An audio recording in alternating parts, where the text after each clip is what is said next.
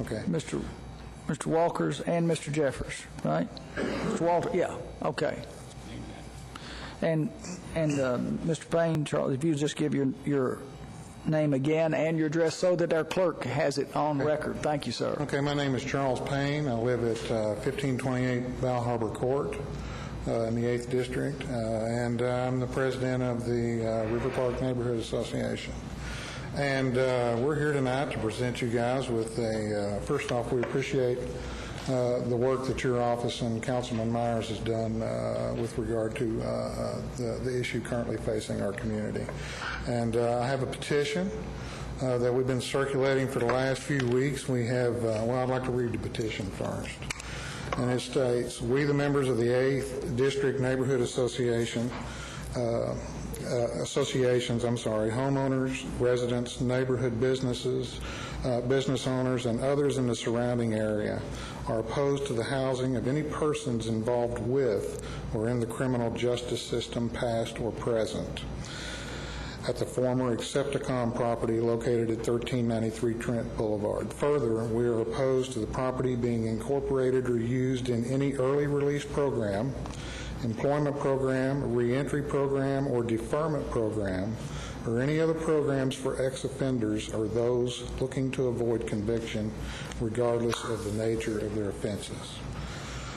We have to date 917 signatures from various homeowner associations and neighborhood associations in the 8th District. They include ours, Tatesbrook Neighborhood Association, the Southeastern Hills, Park Place, the Heartland Homeowners Association is represented here, as well as various businesses and schools in the area, including the full board of the Bluegrass Baptist School, I believe. So Susan Westrom, the state representative, is also represented on here. And we would like to give that to you guys to pass on to the Bluegrass Area Development District. Now, I'd like to touch a little bit on what we've been able to find out since January 31st. Up to that point, I never even knew what an area development district was. Since then, I've been able to learn quite a bit.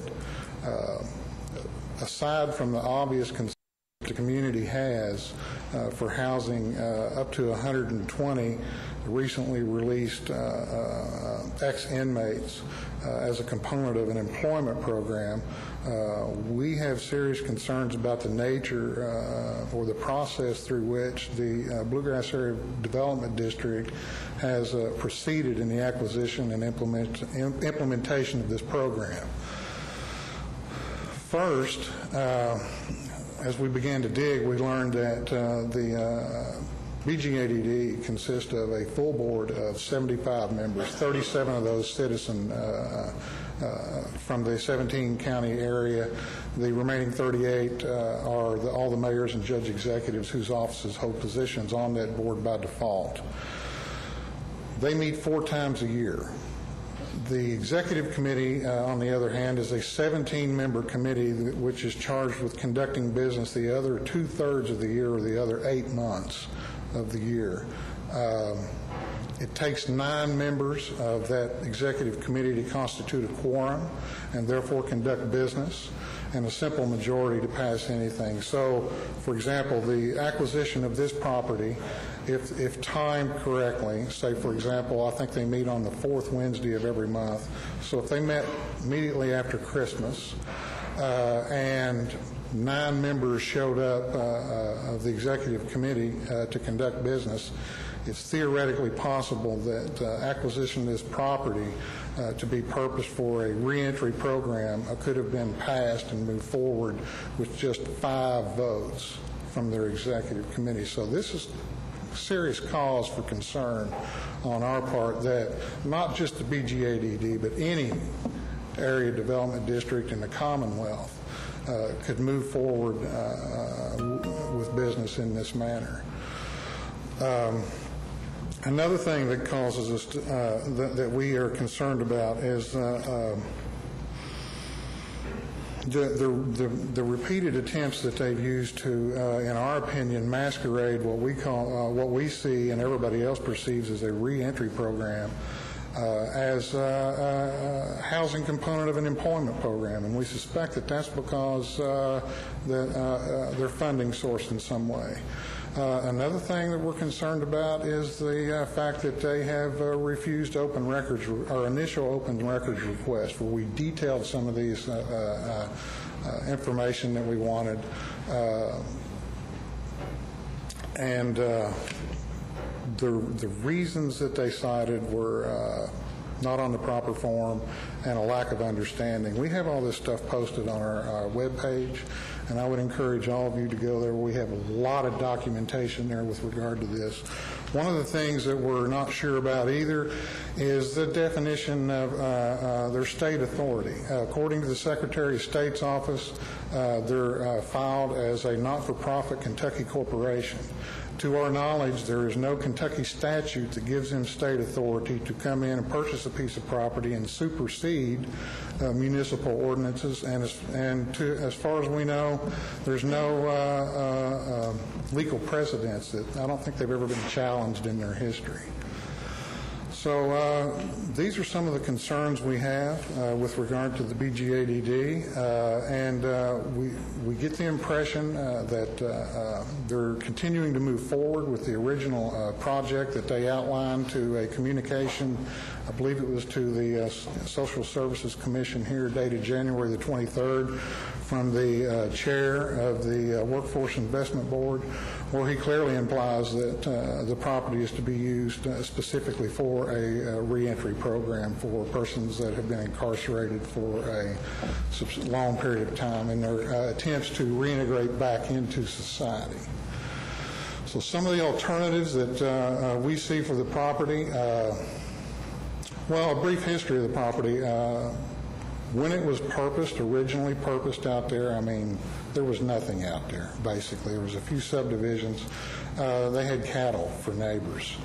Over time, over the last 30, I believe that place was built in the mid-'70s. Since then, we've seen neighborhoods, grow up. A man of war has gone in. You've got the Heartland, you've got several different neighborhoods, you've got Park Place, you've got ours. The community has grown tremendously into a very densely populated residential neighborhood. And we no longer feel that it is practical to even consider a project of this scope and magnitude to house up to 120 individuals who are going to, in our opinion, according to statistics, we're going to see a rearrest rate somewhere around 20%, and that's if it's a successful program.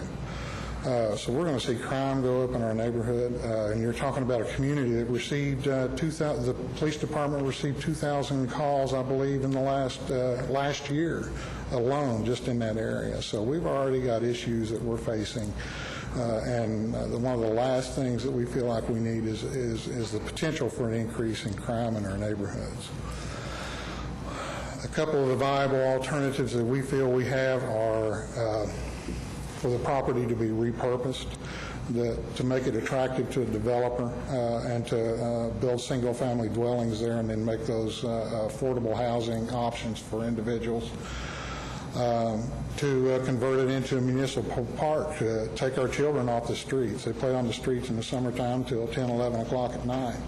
And if you absolutely have to house somebody there, we would much prefer to implement an employment program that would assist disabled American veterans instead of convicted felons. Mr. Payne, I hate to I have this unpopular role of being timekeeper. If you think that someone else would like to yield some of their time so you can finish this, it might be worthwhile. Somebody else that's signed up wish to yield some of your time. So, Mr. Payne. I want you to speak. So, no, that'll do for me. You okay?